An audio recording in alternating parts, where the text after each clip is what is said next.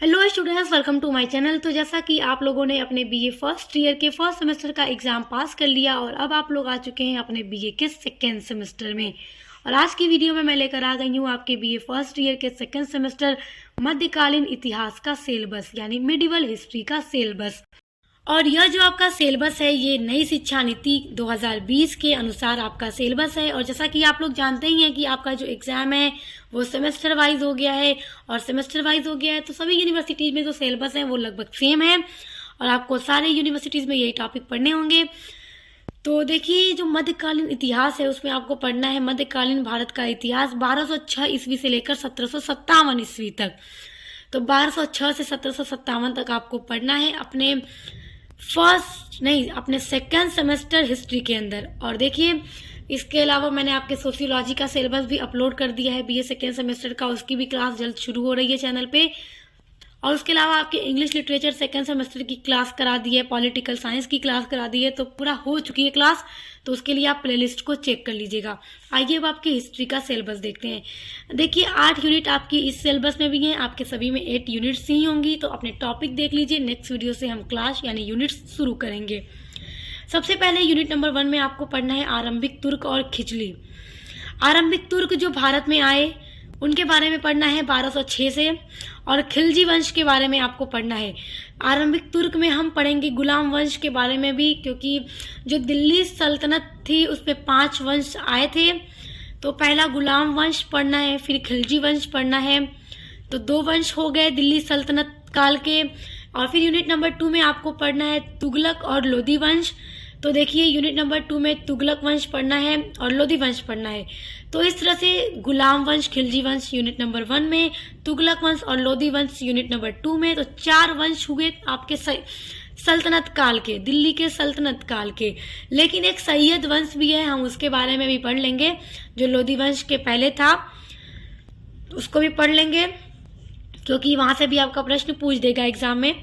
तो ये हो गया आपका 2 यूनिट कंप्लीट, और बहुत सिंपल है। जितने भी शासक आए, शासन किया, उन सभी के बारे में पढ़ना है। अब आ जाते हैं आपके यूनिट नंबर 3 में। यूनिट नंबर 3 में आपको पढ़ना है मुगल वंश के बारे में। मुगल वंश की शुरुआत होती है लोधी वंश जैसे ही समाप्त होता है। बाबर जब आते हैं, पानीपत की पहली लड़ाई होती है इब्राहिम लोधी और बाबर के मध्य। तो इब्राहिम लोधी की मृत्यु होती है और बाबर फिर मुगल वंश की नींव डालते हैं।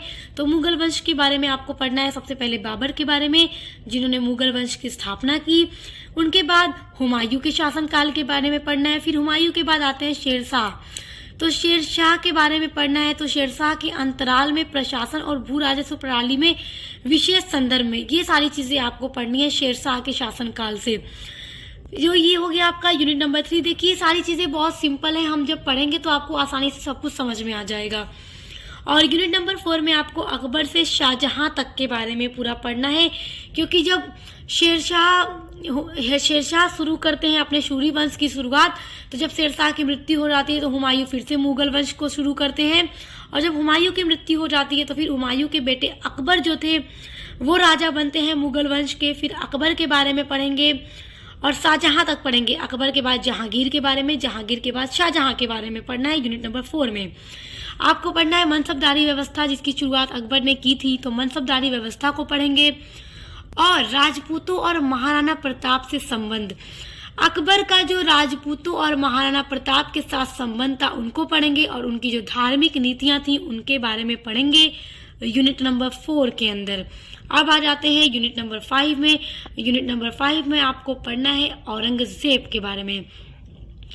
देखिए, औरंगजेब में राजपूत, धार्मिक और दक्कन नीति जो इनकी थी उनको पढ़ेंगे, और मुगलों का पतन और विघटन पढ़ेंगे।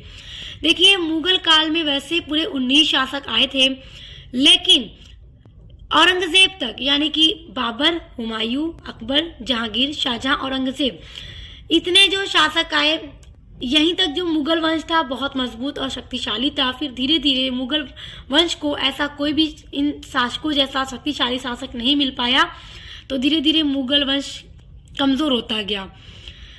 तो यहीं तक आपको पढ़ना है अपने सिलेबस में बीए सेकेंड सेमेस्टर में। तो ये सब कुछ हम पढ़ेंगे। उसके बाद आ जाते हैं यूनिट नंबर 6 में। हमको पढ़ना है यूनिट नंबर 6 में मराठा शक्ति का शिवाजी के अधीन उदय। शिवाजी जिन्होंने मराठा साम्राज्य का साम्राज्य की स्थापना की थी। तो शिवाजी के बारे में पढ़ेंगे, उनके साम्राज्य मराठा साम्राज्य के बारे में पढ़ना है, किस तरह उसका उदय हुआ और उनके प्रशासन को, उनकी राजस्व प्रणाली को और हिंदू पदशाही की अवधारणा तथा तत्पश्चात मुगल, ये सारे टॉपिक यूनिट नंबर 6 में हम पढ़ेंगे।